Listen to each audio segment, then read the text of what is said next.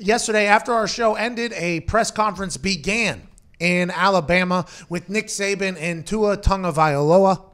I think I said it exactly right. Well done. Announcing that he will be declaring for the NFL draft. I thought that this was his only option for a long time now, due to the fact that he's already had surgeries in just 2 years, due to the fact that he has impressed people with his arm, his precision, his accuracy, and his ability to make plays far beyond most quarterbacks in college have in a long, long time. Just a year ago, a lot of people were talking about the potential of Alabama beating an NFL team strictly because of Tua's ability. Now, here we sit 3 surgeries later on ankles and now his hip, and they're still talking about him being a first-round draft pick. If you're Tua or Tua's family member, you have to take that opportunity and run with it. A degree will be able to be had at any given moment in your life in the future. You can even become a doctor on the internet. A first-round draft grade is not always going to be around. Maybe Tua goes out next year if he was to stay at Alabama and balls out yet again. What happens? Well, Trevor Lawrence is still the #1 quarterback. Tua is still the #2 quarterback. This year, they're saying Joe Burrow's the #1 quarterback, and even after all of his surgeries and injuries, Tua is still the #2 quarterback. It would be dumb of him to potentially go back, get hurt, jeopardize everything in Alabama before ever getting a paycheck for his incredible abilities at throwing a football. Him going to the NFL is the right move. Do I feel bad for Alabama? No, because Alabama has another 7-star quarterback just waiting down there, and they will still be good. They will still move forward in the right fashion. It's a win-win for everybody, including who we think is going to take them, the Miami Dolphins, who are going to allow Tua to sit behind Ryan Fitzpatrick for a redshirt year, learn everything that he could possibly can from a man who not only has a Harvard brain and a plumber heart, but has been there, done that with every situation. And just his last game was beat the Patriots in Gillette, in Foxborough, with a Dolphins team that is on the rise. I think it's a perfect setup for Tua. I think it's a year that he can learn everything. I think nowadays with quarterbacks too, because if you're a good quarterback, you get drafted to a terrible team. Mm-hmm.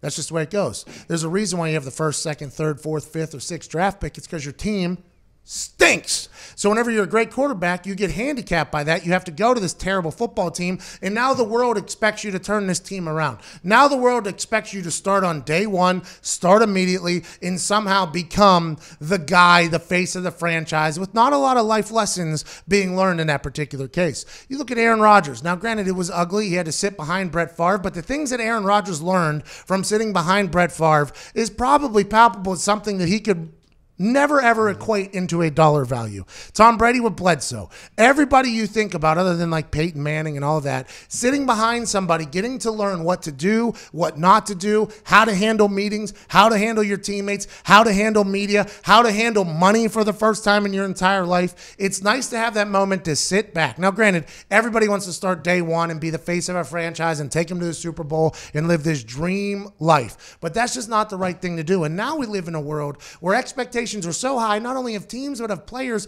They want to see him get in there and do well immediately. I think a red shirt year for Tua, not only to get healthy, but to learn the game, will be great for him. And I'm excited to see him potentially become the leader of the team that could be leading the AFC East for the next 10 to 20 years if that whole dynasty crumbles up there in New England, which I'm not saying it has or it will.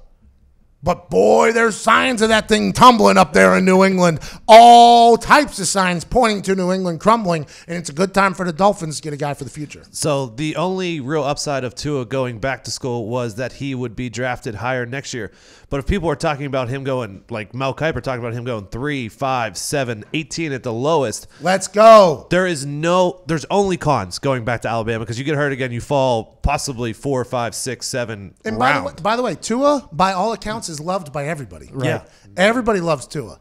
And he's throwing with his weak arm. He's supposed to be a righty. He's throwing with his bad arm, and he's still a potential top 5 draft pick after having 3 surgeries, one that ruined Bo Jackson's. Now there's advancement in medical and advancements in medicine. That hip will be perfectly fine. Everybody's saying that knows anything. But him potentially being a top 5 pick with all of these questions around his, because if he goes back to Alabama and gets hurt again, that ain't going to happen. Like that's going to be a GM that drafts him is going to have to answer a lot of questions if he doesn't do well. But if he goes to a place where we know he's going to sit behind somebody and do well, the GM can say, "Oh, it's just we're just taking him for a year to kind of just like Jalen Smith to the Cowboys after he got hurt in the national championship game." Situations like that. I think this is the perfect storm for Tua to get out there and find that dog. And that dog, in this particular case, is the NFL. Also, they have a new OC coming in next year with Chan Gailey. And granted, he was going to have to learn, a new playbook no matter what. But if he's sitting behind Fitzpatrick, that at least gives them a year with a first-year coach where he can be like, they can kind of morph some concepts to fit what he does best. And, I don't know. I think he has a better opportunity moving forward. And find a good right tackle because they're going to need that because that's his blind side now. He'll be the first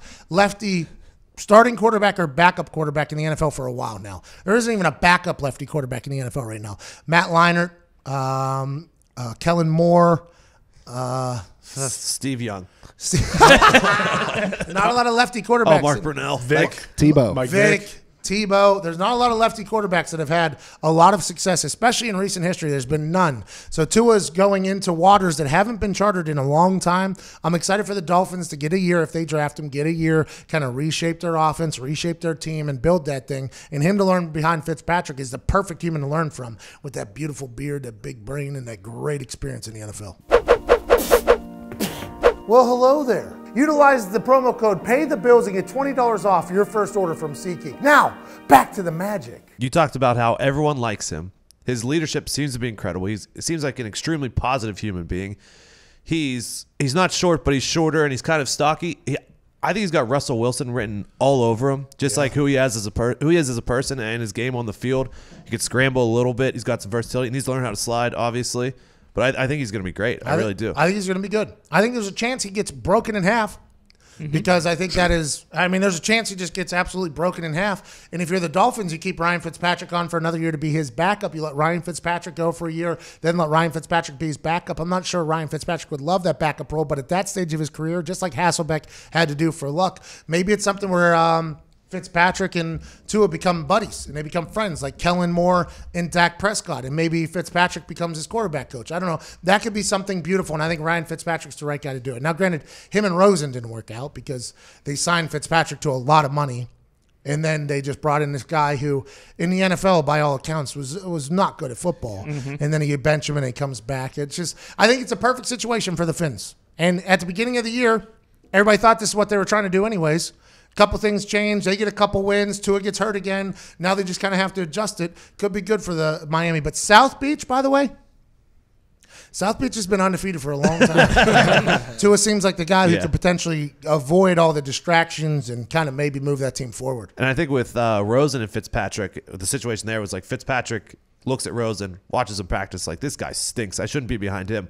But if you get a good quarterback in like Tua, maybe he'll be like, all right, I could go behind this guy when I'm going to be 38, 39 years old. Okay, this guy can complete passes. Well, and like you said, it makes sense with that extra pick. If they get him at 5, then maybe they can look at getting a tackle at 18 or, one of those other pieces that they're going to need. Well, and also the next draft, Probably too, they can build for, too. Yeah. So it's like, you know what I mean? Like, now, granted, Dolphins fans, and we only know one of them, and our Canadian friend Gumpy, who still can't become an American citizen yet. He's stuck in Canada. He said that this year was actually one of the most fun he's had watching the Dolphins in a long time because the expectations going into the season were, hey, this team stinks. They're getting rid of everybody. And instead what it turned into was Brian Flores was this electric figure on the sideline. Ryan Fitzpatrick was willing them to victories. They beat the Patriots at the end. Flores almost fights a ref at one time. He said this was the most exciting year that he's had as a Dolphins fan in a long time. Well, buckle up because I think more and more of them are going to come. Maybe you sprinkle in some time for Tua next year towards the end of the season once he's healthy. Maybe get a little glimpse so he can get some NFL reps in him, but just like kind of take care of him, kind of rest him. But their fans are going to have a lot of patience. The organization's going to have a lot of patience. And I think B-Flow is a guy that understands the game. I think he'll be able to have patience. It's just everybody else knowing that with the first pick of the draft that you did terrible in, you're taking a quarterback that you know you're not going to use for a year. It's a very interesting situation. Takes a lot of patience to do that. Chan Gailey could scheme it up too. He was the Steelers offense coordinator when they had Cordell/Stewart in '97. Well, I mean, I thought about Cordell the other day whenever I said that Taysom Hill is the best at-football player that has ever entered the NFL. Just not football player that has ever entered the NFL. He's the best at-football player that has ever entered the NFL. The guy is electric at all positions. Scores a touchdown, throws a touchdown damn near, covers the kick, fullback. He's this utility player. I couldn't fathom how many other players have his skill set that weren't in a situation where like Sean Payton would let them do that are watching him that are just like, man, I could have done all. And I assume that's a lot of guys. I would assume there's a lot of guys that say, hey, I was athletic enough to throw, to do all these things. I just wasn't in the right situation.